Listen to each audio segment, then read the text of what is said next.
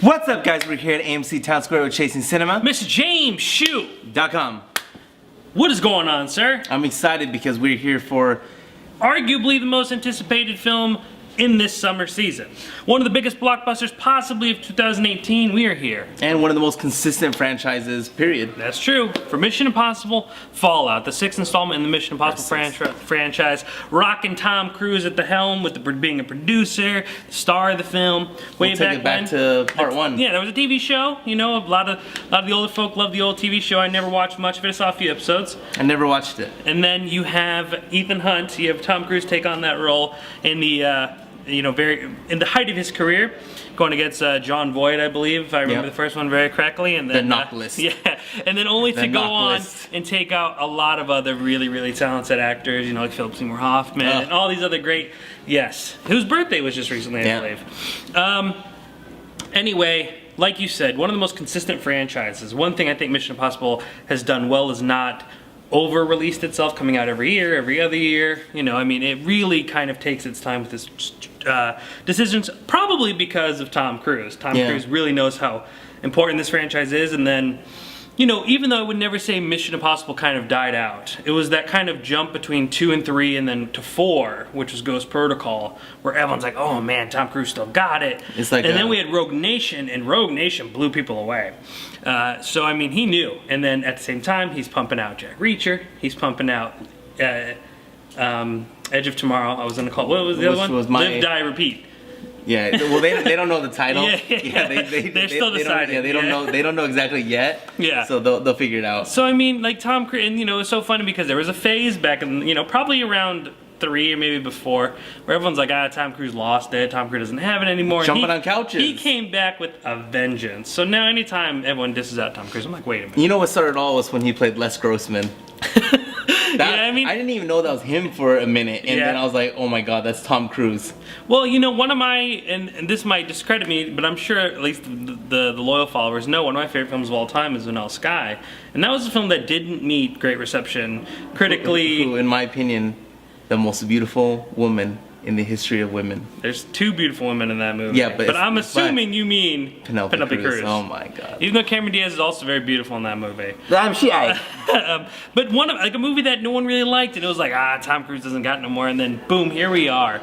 2018, fast forwarding over, you know, insane. You know, a crazy amount of time where he's still rocking this franchise. Mission Impossible Fallout, you got Henry Cavill, you have Simon Pegg, Ving Rhames, Ferguson. you got all the you know, the ones that we know really well. We got some new additions. Going into it, I was looking forward to something really good. Now leaving, what did you think? Well, like you said, the last 2 have just been fantastic. We went on the Burj Dubai, and then Rogue Nation was just that water sequence. Yeah, it was just it was amazing. And then in this one, I was anticipating so much, and then what I always commonly do is I overhype myself, and then I get too excited, and then I always get let down. Yeah. I'm probably gonna say a lot of things that are gonna people are gonna be like, what's wrong with this Chinese guy? But for one, I definitely thought this was the best Mission Impossible they've ever made. I definitely believe, this is my second viewing. Yes. So I definitely believe that this is it's made my top 10, probably in the lower half of the top 10 of 2018. No, it's the best film in 2018. Oh, for sure. For me, yeah, I definitely like it better than Infinity War. I definitely like it better than Ready Player One. I definitely like it better than Black Panther. And then the rest are, I'm sure there might have been one other, but the rest are just, I still can't believe Black Panther was this year. February. It feels like ages ago. Black History Month. Yes. Valentine's Day. Yep. For those of us, the other side. It just feels like a long time ago. So you're talking top 10. Yeah, of all time. Wow. Yeah, I really enjoyed this. And then, so the first time I saw it this morning in Dolby, by the way, I really liked it. Or no, I loved it. But I was just like, okay, maybe I'm just hype trained. No, I really love this movie. And really quick, I just want to ask, since you've had both visions now, or both versions of the film, Would you recommend everyone go see this in Dolby? Like, yeah, if you're gonna watch this, freaking pony up an extra couple dollars or be a part of the AMC A-list. A-list, you don't even have to pay extra. You need to watch this in IMAX or Dolby Cinema. If you have a Dolby, I'd recommend Dolby. And to be honest, Dolby's probably the top notch when you're talking about viewing experiences here in Las Vegas. Well, there's like 62 speakers screaming at your freaking. I guess people are it's like, unbelievable. This is so loud, but anyway, that's an inside joke for us. But honestly, though, I thought this was I don't know if I'm crazy, but I thought this was also one of the best action films of all time. I can't even think of a better action film. And so the sequencing of the movie. And I know I'll forget stuff, but the Halo jump for me, and I think Kent definitely respected the Halo jump. Anyone who is in film of some type watches that scene, and you're like, what the? This is insane. So the Halo jump was amazing, and then they had a motorcycle, then a motorcycle chase, then they had a normal car chase, and then they have a running chase scene, and then they have a helicopter chase scene, and then they have the fighting scene in the bathroom. Which I was gonna say, for a movie which really kind of anchors itself in set pieces, like the helicopter, the car sequence, the Halo. You have some really great action beats in between those with just physical violence, like just hand-to-hand combat. I mean, there's a really impressive fighting sequence towards the end of the film with Rebecca Ferguson that I thought was just really, really phenomenal looking and really impressive. I mean, there's just so much here, but keep going. I mean, you're on a roll. Yeah, so there's all these sequences, right? Yeah. And for me, I thought it was so well paced out. I wasn't bored. 2.5 hours is a tough. That was an hour and a half for me. Yeah. It just flew because. But for a normal movie, that's a tough feat, man. To make someone comfortable. You usually get a real antsy around 1 hour 45, 2 hours, wondering, is this gonna wrap up? Especially when we're in that lull in the middle. Yes. And for me, I wasn't bored in any way, shape, or form during this film. I had so much fun. And then, so you have all the action sequences and all that stuff. And then the number one thing, if you want me to love a movie, you need one specific thing. A love story. You need a love story. you have to have a love story. And I absolutely, I love... You love love. I love the idea of love. I love the idea of love, and I love love. And there's a lot of it in here. Yeah, and there's some really nice moments. Michelle Monaghan, I've seen basically all her B-rated movies, let's be honest. Yeah. Right, on Netflix. If it's on Netflix, I watched it, right? Because I love that woman. She's a beautiful, gorgeous, lovely actress. And when they had her be the wife in part 3 with Philip Seymour Hoffman, yep.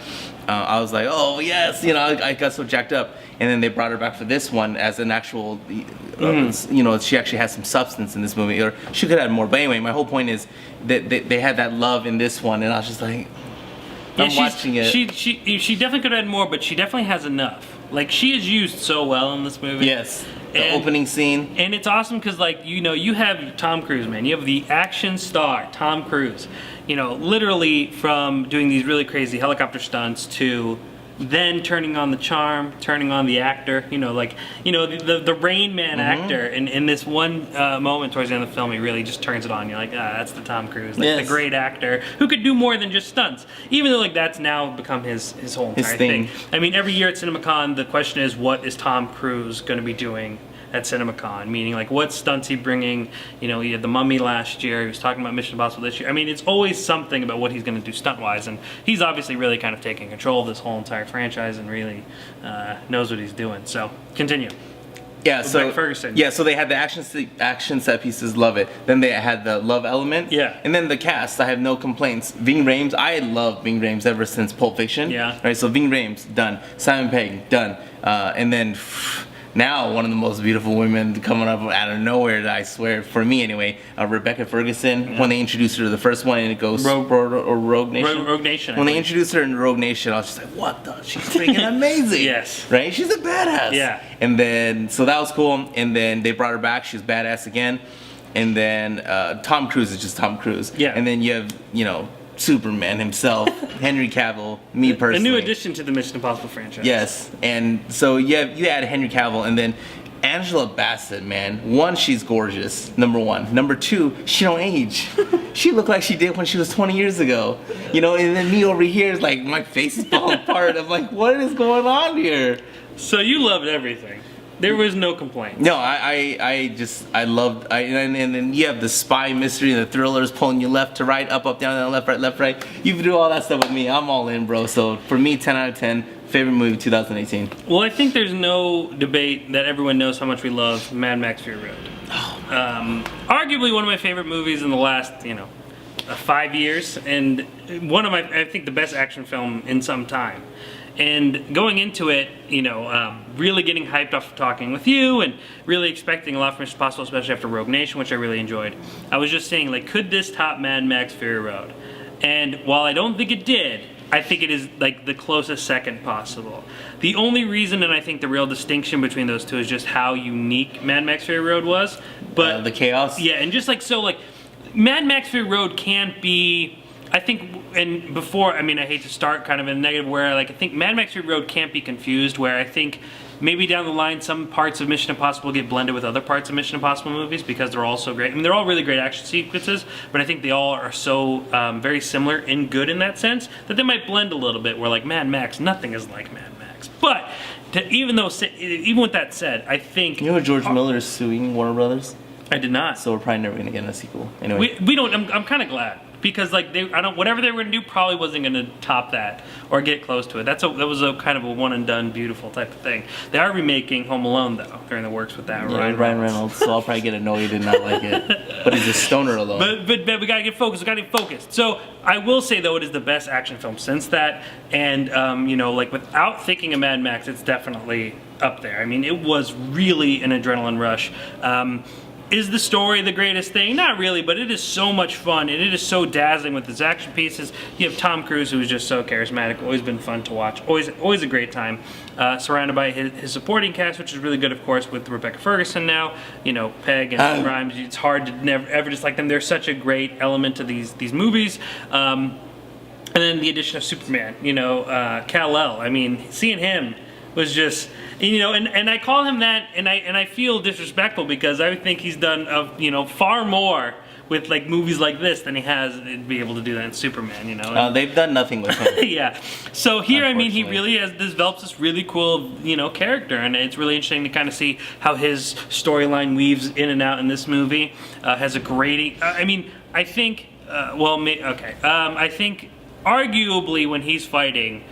In the movie, throughout the movie, it's just so impressive, and it's just like, man, really, DC and Warner Brothers, take some notes, man, because this dude is really talented as far on a choreographed level of just action, and then just talent. That bathroom scene, bro. Great. That bathroom scene was unbelievable. There's so much good in this movie. And I really, like I said, 2.5 hours is a tough feat, I think, for any movie. I don't care if it's about the greatest superhero team in the world. I don't care if it's an art picture that has nothing to do with superheroes and it's really, really low budget. 2.5 hours is really challenging. And this movie did fly by. I don't think there was any real lulls. I think everything was just going at a fast pace. It's one of those movies you need to go to the bathroom beforehand because you can't leave because there's always something happening. There's always something being emerged or talked about. You can't really walk out on this movie without missing something quite critical, I think, to the story. Honestly, it really just kind of proves that Tom Cruise is still the head of his game. I know we talked about action stars recently, and we were talking about how The Rock was kind of the next since Arnold. We left out Bruce Willis and Tom Cruise, because Tom Cruise for sure earns his place there, because he's done nothing but pump out great films, and not just action movies, but, and that's what I really liked about this one, you definitely got a little bit more of Tom Cruise than just the stunt guy that we've kind of really been drilled with. Now that's his new gimmick. I'm trying to think of else specifically. You know what I really liked is that they brought a lot of tropes from the past films. So yes, Max's daughter. That was Max's daughter from part 1. That was pretty cool. And then the rock climbing scene. Yes, at the end. That's what I was saying. Like, yo, I saw his John. Yeah. I was like, yo, he's busting out MI2 right here. This guy's getting on the rocks. I loved that. But to bring me back to the, I think the most impressive, for me, the most impressive sequence, shot-wise, the way that they stylized a lot of it was the helicopter sequence. I think that was so impressive and so much fun. And, it's one of those sequences where you're wincing with the characters and you're dodging and you're with them right in that moment and you're like, ooh, and like, oh. And there's so many moments and Tom Cruise still manages to make a really, really high tense, very critical moment they give you a moment of relief and kind of make you laugh, but then immediately draw you back in. I think there's so much going on there. And honestly, this is what summer is about. And it's kind of a bummer that we're already at the end of July to get to what summer should be about. But arguably, I think I can't, off the top of my head, can't really remember, besides Whitney, I think this, which I wouldn't classify, it is released in the summer, but not a summer movie. This has been the most impressive summer movie this year by far. I couldn't be happier with the movie. I think it was really fun. I can't wait to see where this goes. And Tom Cruise is the man. Back to the love thing. I'm glad they didn't have Elsa or Elsa Faust.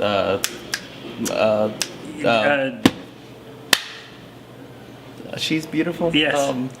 What's her name? The widow. The actress's name. Rebecca Ferguson. Yes, thank you. Sorry. Gosh, Rebecca Ferguson. I'm glad they. I'm getting all confused. Yeah. No, I was getting to my little love Yeah. thing. I'm glad they didn't get them to kiss in the movie because for heaven's sake, they just revealed that the wife and stuff like that. But in the next one, man, I want to see them get together. Get some love story going on. It was interesting because give me some love story. I'm gonna be pumped. So that's where you were at the ending of the movie, and where I was at the ending of the movie was just like, where do we go? There's plenty of places to go. Space. As far as no, I don't mean like that sense, but how does Ethan Hunt stop? When does Ethan Hunt get to put down the gun? And that's what I was thinking, and I think that's a really interesting thing to explore too. Granted, I know the $1 million movies ain't gonna be Ethan Hunt's retiring, that's where the money's at. But there is for sure that element, and it's just that's an interesting area for that character. That character's eventually got to put down that gun either for Rebecca Ferguson or to choose a normal life. And God, if it was Rebecca Ferguson, I think that's an exciting thing to explore. Anyway, I love her. So you know how Keanu Reeves and John Wick kept on doing that one friggin' somersault crap? Yeah. When she kept on doing her thing, though, I never get tired of that. Never. That's because it was all very impressive and it was shot very well, really. In John Wick 2, man, I think and that cinematographer of this movie. Yes. Oh man, I think one of my favorite shots in the movie, and I'm trying not to spoil anything, it's when one character's in a helicopter, another character's climbing up a helicopter, and we just get that backdrop. What the freak, man? That's beautiful. And you just kind of see the little human who's probably way too big to be believable, but he's just this really small character climbing up the thing, and it's so fun and so clever. Mission Impossible Fallout's the way to go. Definitely the movie to go see this weekend. Okay, so if you, we'd love to hear your thoughts. If you watched the movie, comment below, let us know. Yeah. And then in 7 days from today, we're going to be back at AMC Town Square, and we have the premiere of Disney's Winnie, it's not called Winnie. Christopher Robin.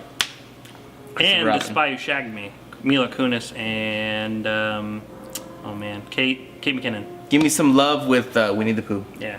Could this be another spy movie that Shu loves because it's about love?